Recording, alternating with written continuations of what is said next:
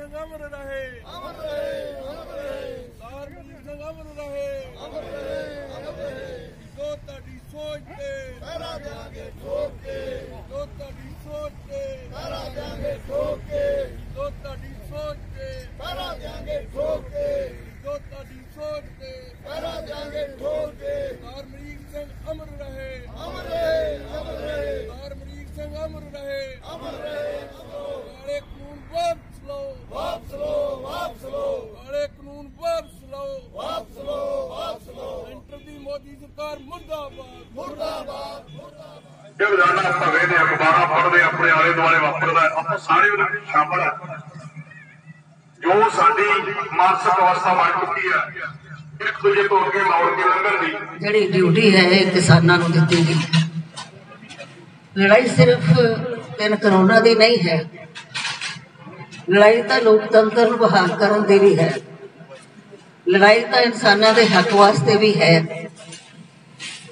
बहुत सारे जिहड़े गलत काम होए हन, जिवें कि पहला मोदी जी साडे गुजरात के चीफ मिनिस्टर सन, काउंसिल ऑफ पार्लियामेंट फर्नीचर की कॉन्फ्रेंस सी दिल्ली दे विच, वो मैं गई सी ते उत्थे बीबी निर्मला देशपांडे जी आए हुए सन। उन्हां दे नाल एक लड़की आई हुई सी गुजरात तो, जिहड़ी मुसलमान परिवार नाल सी। मेरा पता लग्या कि उस लड़के ने 25 जी मारे गए सी उस परिवार के गुजरात के विच, क्योंकि वो मुसलमान परिवार से। एक होर गल उदों मैनूं मन विच आई सी कि जिहड़े उत्थों दे सिख परिवारां नाल मैं गल करना चाही कि उत्थे जिहड़े मुसलमान भरा जिन्हां दा सारा कुछ लुटिया पुटिया गया, जे असीं संस्था वालों मदद करनी चाहिए तो मैं उत्थों दे सिख भरावां नूं बेनती कीती सी। पर मैनूं दुख है कि उन्होंने वो डर गए तो उन्होंने कहा भी जे असीं मदद की तो साडा भी बुरा हाल होएगा इत्थे। तो ये हालात सन गुजरात के जदों मोदी जी चीफ मिनिस्टर सन। किन्ने लोगों की आ लगी होनी है तो मैं नहीं कह सकती। तो ये उस तो बाद भी जो भारतवर्ष में होया है, दवालकर होए ने एक, जिन्हों ने अंधविश्वास के विरुद्ध एक संस्था बनाई सी। वो सिर्फ अंधविश्वास से दूर करने वास्ते लड़ाई लड़ रहे सन, पर उन्हों का भी कतल हो गया। इस तरह ही जिहड़ा जज सी जिहदे कोल अमित शाह जी का केस सी लोहा, वह भी कतल होया। यह बहुत सारिया भयानक गल्लां वापरियां। मरवा राव जी एक काम कर रहे हैं आदिवासियों के उत्ते, उन्होंने भी फड़ के अंदर कर दिता, कोई केस नहीं बनता। कोरेगांव का एक केस सीगा, उहदे विच कोरेगांव एक पिंड है जिहदे विच के अपना जिन्होंने कॉन्स्टिट्यूशन लिखी अंबेडकर जी, वो दिन मना रहे सन सारे दलित भरा, उन्हां दे उत्ते भी हमला होया सीगा। ते उत्थे कोरेगांव दे विच उस कोरेगांव के केस के बरबरा राव जी जिहड़े कि फिलासफर भी ने, कवि भी ने, जिहड़े 80 साल तो जिन्हां दी उपर उम्र है, उन्होंने भी अंदर किया हुआ है। बहुत सारे बुद्धिजीवी बरनाले विच भी आए सन जदों ये नहीं, प्लीज ये समा नहीं हैगा। तो बहुत सारिया भयानक गल्लां होईयां इस समय दे विच, जिहड़ियां कि कमा देण वालियां, जिहड़ियां इंसानियत दे विरुद्ध होईयां। और ये जिहड़े 3 कानून बने हैं, ये साडे पूंजीपतियां दे हक दे विच बने हैं। मैनूं थोड़ा जिहा असीं अपने भाईचारे वाल भी ध्यान मारीए कि साडे विच भी की कमियां आ गईयां सन, जिहड़ियां गुरु साहब ने भाणा बिताना पिया। असीं भी इन्हां पूंजीपतियां दी नकल करन लग गए सन। साडे बच्चे भी जिहड़े सन वो ब्रांडेड चीज़ां पाउण लग गए, मोटरसाइकिल ते बड़े बड़े फोन रखने होण गए, पूंजीपति करदे आ उन्हां वर्गियां नकलां असीं करन लग पए। अपने खेतां विच जाणों हट गए, काम करनों हट गए, खेतियां दी इज्जत करनों हट गए। जिहड़ा गुरु नानक दा उपदेश सी किरत करनी, नाम जपना, वंड छकना, ਉਹਦੇ ਤੋਂ ਦੂਰ ਹੁੰਦੇ गए हौली हौली। किरतियां नूं असीं इज्जत नहीं दी, किरतियां नूं ओए ओए करके बुलाना, चाहे वो कुम्हार है, चाहे लोहार है, चाहे चमियार है, उन्हां च कला हुंदी, उहदी कला दी इज्जत नहीं कीती। तां असीं मलक भागों दे मगर आप ही फिरन लग पए सीगे। रब ने पाना वरताना ही सी कि सानूं ते सिक्ख्या देनी सी कि तुसीं गुरु नानक दे चेले हो, तुहाडा भाई लालो नाल रिश्ता, तुहाडा मलक भागों नाल कोई रिश्ता नहीं है। असीं हुण मलक भागों तो दूर होना है। ये जिहड़ी लड़ाई है भाई लालो ते मलक भागों दी लड़ाई है। एक मलक पास एक पासे मलक भागों ने ते एक पासे भाई लालो ने। तुहाडे हिस्से भाई लालो आए हैं तो तुसीं गुरु नानक जे तुसीं जिवें वीर जी ने कहा कि गुरु नानक दा लड़ फड़ी रखोगे, साडा देश तां तरक्की करेगा। भगत पूरन सिंह जी ने लिखा बहुत साल पहला कि साडा देश तां बचेगा जे असीं सच दे आधार ते सादा जीवन बतीत करांगे, कोई किसी का हक नहीं मारेगा और पिंडां दीआं बणीआं होईआं चीज़ां असीं वरतांगे, चाहे वो कपड़ा होवे, चाहे भांडे होण, होर भी जिहड़ियां चीज़ां पिंडां च बनदियां हन, पिंडां वाले कारीगरां तो ही बनवा के वरतीए तां साडा देश तरक्की करेगा। जे असीं आप कारखानिਆਂ ਦੀਆਂ बणीआं चीज़ां दे मगर फिरांगे, फिर असीं कारखाने वालिਆਂ ਨੂੰ माड़ा कहांगे। एक मेरा एक सुझाव है कि असीं जिवें पिंगलवाड़ा संस्था जीरो बजट कुदरती खेती कर रही है, यही खेती सानू अपनानी पएगी ते कारपोरेट खेती की थां सानू कोऑपरेटिव खेती करनी पएगी। सानू सहकारी जिहड़ियां ने बैंक खोलते सीगे सहकार रल मिल के रहना पएगा। और मजदूरां नाल जिहड़ी बेइंसाफी हुई है तो गल बहुत घट हो रही है कि लेबर ला सारे खत्म कर दिते, एक मिनट दे विच ही लाइन मार दी इस सरकार ने कि जिथे 8 घंटे मसा ही पता नहीं किन्ने जदोजहद करन तो बाद एक कानून बने सन मजदूरों वास्ते कि 8 घंटे काम करना होएगा, हुण उन्होंने 12 घंटे काम करना पएगा। और वो कदे प्रोटेस्ट नहीं कर सकते, अंदोलन नहीं कर सकते, उहदे लई उन्होंने 3 महीने पहला दसना पएगा कि असीं अंदोलन करना है। एक जिहड़ी मैं कल परसों अखबार च पढ़िया जिहड़ी खतरनाक गल मैनूं लगी कि जिहड़े वीर जमीन दे जिहड़े ठेके ते देणगे, जिहड़ी उहदे तो आमदन होएगी तो किसान वीरां नूं 18% ते GST देनी पएगी। और जिहड़े ये पूंजीपति ने जिहड़ी इन्हां नूं आमदन होएगी तुहाडे चीज़ां तो, तुहाडे जो तुसीं आपां बेचदे वटांगे, जो साडे प्रोडक्ट होएगी उहदे इन्हां नूं किसानी दा फायदा मिलेगा ते उहदे ते कोई टैक्स नहीं होएगा। जिहदी जमीन है उन्होंने 18% टैक्स देना पएगा GST दे, जिहदी जमीन नहीं हैगी उन्होंने फ्री दे विच उन्होंने कोई टैक्स नहीं देना पएगा। बड़ा खतरनाक गल हैगी है। तो इस करके सानू जदोजहद तां करनी पैनी है। और इस जदोजहद दे विच भाई अमरीक सिंह वर्गिआं नूं पता नहीं किंदिआं नूं शहीदी देनी पवे, उहदे लई सानू अपने मर करके तैयार होना चाहिए, क्योंकि ये कोई खेड नहीं है। और इस तो बाद भी जो वाहिगुरू करे साडी सफलता होवे, 3 करोड़ खत्म हो जाए, फिर भी सानू अपने आप सानू देखना पेगा कि असीं यूरिया भी नहीं खरीदना, क्योंकि वो भी यही बनाउंदे ने, कारखाने वाले ही यूरिया बनाउंदे, कारखाने वाले जहर बनाउंदे है। तां सानू ना सारियां चीज़ां दा बाईकाट करना पएगा। सानू कारखाने दे बड़िया वड्डे कारखाने दे बड़िया चीज़ां दा बाईकाट करांगे। और ईमानदारी साडी बहुत होनी चाहिए है। साडा पब्लिक सैक्टर तां ही फेल हो गया क्योंकि असीं अपने काम प्रति ईमानदार नहीं रहे। असीं जिहड़े अध्यापक ने पढ़ाउंदे ने, जिहड़े डॉक्टर ने पूरी तरह तवज्जो नहीं दिंदे सरकारी हस्पतालों विच।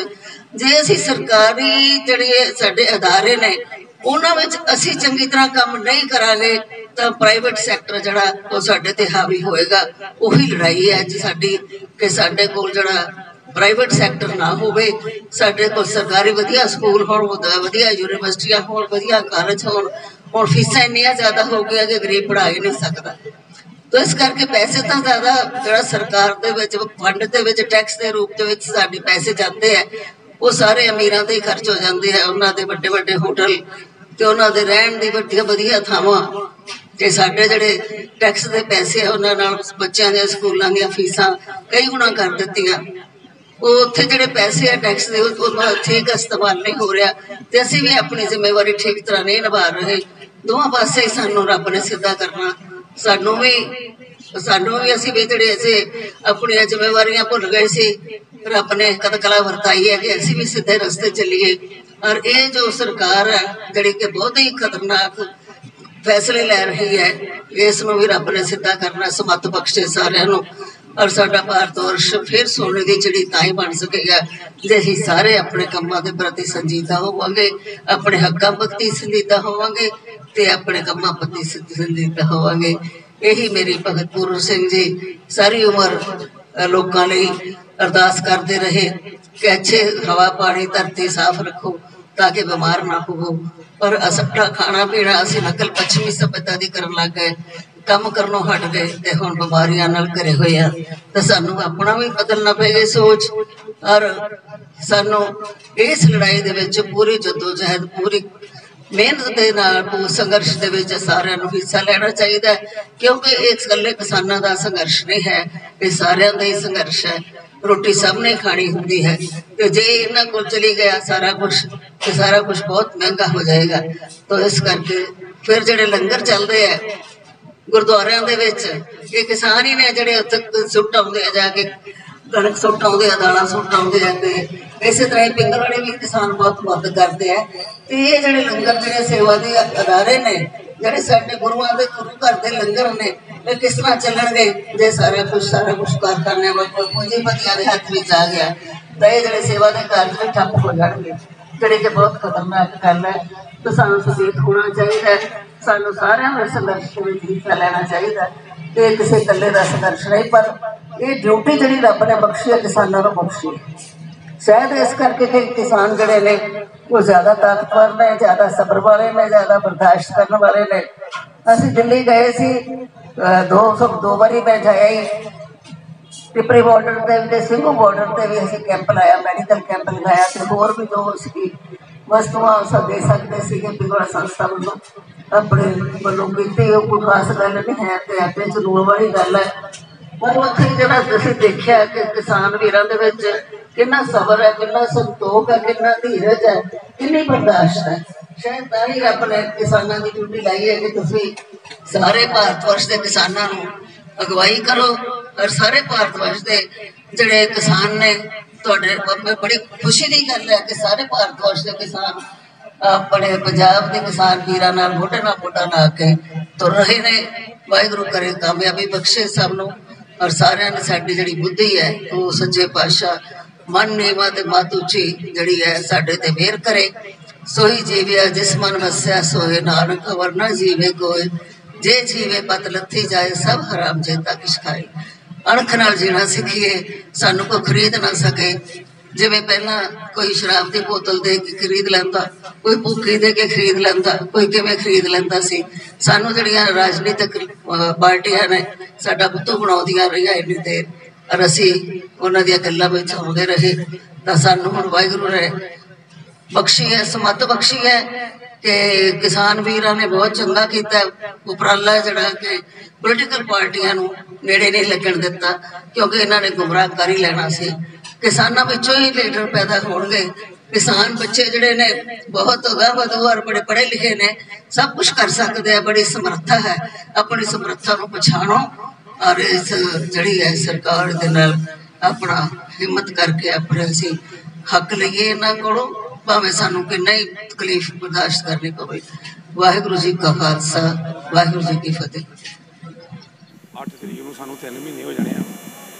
ਕਿਸੇ ਵੀ ਕੰਮ ਦੀ ਲੋੜ ਸੀ ਤੇ ਮਰੀਕ ਸਿੰਘ ਸਾਡੇ ਨਾਲ ਡਟਿਆ ਸੀ, ਰਾਤ ਦਿਨ ਜਾਂਦਾ ਸੀ। ਪਰ ਇਹਨਾਂ ਦੇ ਜਾਣ ਨਾਲ ਸਾਨੂੰ ਉੱਥੇ ਇਹਨਾਂ ਦੀ ਮਹਿਸੂਸ ਹੋਇਆ ਕਿ ਸਰਦਾਰ ਮਰੀਕ ਸਿੰਘ ਸਾਡੇ ਵਿੱਚੋਂ ਚਲੇ ਗਏ ਨੇ। ਬਹੁਤ ਵਧੀਆ ਇਨਸਾਨ ਸੀ। ਅੱਜ ਇਹਨਾਂ ਨੂੰ ਅਸੀਂ ਸ਼ਰਧਾ ਦੇ ਫੁੱਲ ਭੇਟ ਕਰਨ ਵਾਸਤੇ ਇਹਨਾਂ ਦੇ ਪਿੰਡ ਆਏ ਹਾਂ ਬਿਸ਼ੰਬਰਪੁਰੇ। ਇਸ ਕਰਕੇ ਬਹੁਤ ਮਾੜੀ ਗੱਲ ਹੋਈ ਆ ਕਿ बहुत वधिया ही बंदा इंसान, बहुत वधिया इंसान ही। डेथ इसकी इस तरह हुई जी, हाँ इन्हों उतों तरपाल बरसात का दिन ही तरपाल लैन वास्ते भेजा, तो वो कितने इन्होंने अचानक ही पता नहीं ट्रक वजा या कार वजी, वो एक्सीडेंट हो गया। वो एक्सीडेंट के कारण 2 दिन 4 दिन हॉस्पिटल रहे, फिर उस तो बाद इन्हों की डेथ हो गई।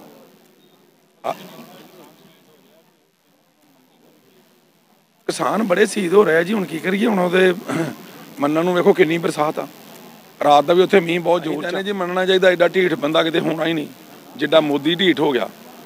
ਇਹਦਾ कोई इंसानियत दे नाल दर्द ही नहीं हैगा, बच्चों नाल दर्द ही नहीं हैगा।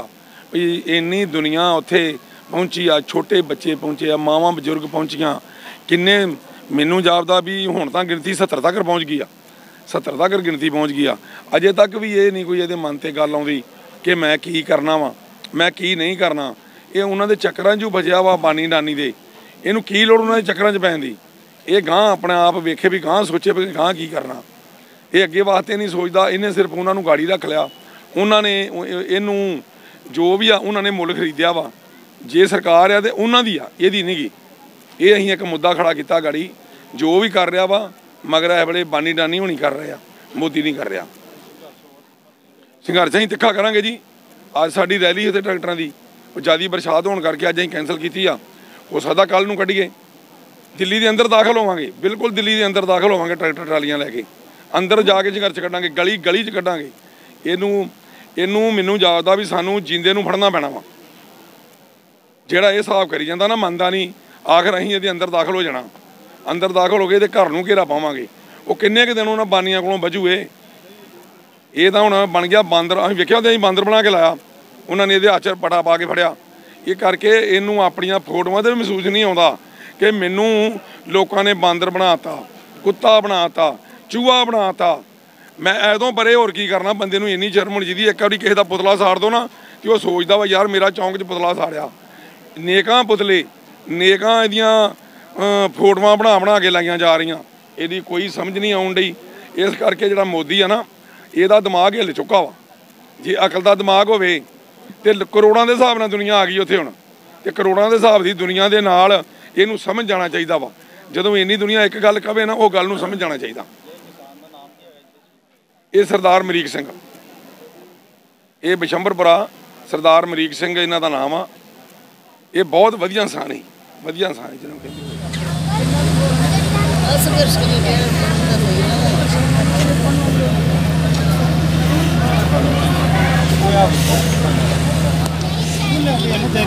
ਇਹ ਵੀ ਪੜਿਆ ਕਰਨਾ ਸਾਰੇ ਬਹੁਤ ਜ਼ਰੂਰੀ ਹੈ ਤੁਹਾਡੇ ਵਾਸਤੇ।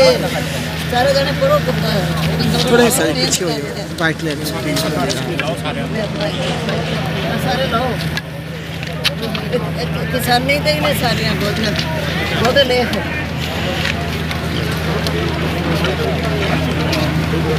ਕਿਸਾਨੀ ਸੰਘਰਸ਼ ਦੀ ਸਿਆਸੀ ਆਰਥਿਕਤਾ ਪੜ੍ਹਦੇ ਘੱਟ ਨਾ ਅਸੀਂ ਪੰਜਾਬੀ।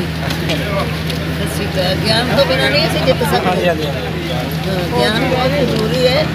ਗਿਆਨ ਤੋਂ ਬਿਨਾਂ ਨਹੀਂ ਜਿੱਤਿਆ ਜਾ ਸਕਦਾ। ਜਦ ਤੱਕ ਸਾਨੂੰ ਪਤਾ ਹੀ ਨਹੀਂ ਕਾਨੂੰਨ ਕੀ ਹੈ। ਹੁਣ ਲੋਕ ਕੱਲ ਪਤਾ ਲੱਗਿਆ ਵੀ 18% GST ਜੇ ਉਹਦੀ 18% GST ਜਿਹੜੇ ਵੱਡੀਪਤੀ ਉਹਨਾਂ ਤੋਂ ਕੋਲ ਟੈਕਸ ਉਹ ਆਪਣੇ ਹੋਰ ਆਮਦਨੀ ਜਾਂ ਨਹੀਂ ਕਮਾ ਕੇ ਤੇ ਟੈਕਸ ਚੋਰੀ ਕਰਦੇ। ਇਹ ਜੇ ਪਤਾ ਹੀ ਨਹੀਂ ਆਪਾਂ ਨੂੰ ਤਾਂ ਗੱਲ ਕਿੱਥੇ ਕਰਾਂਗੇ, ਲੋਕਾਂ ਨੂੰ ਸਮਝਾਵਾਂਗੇ ਕਿਉਂ। ਤੁਹਾਡਾ ਪੜ੍ਹਨਾ ਬਹੁਤ ਜ਼ਰੂਰੀ ਹੈ।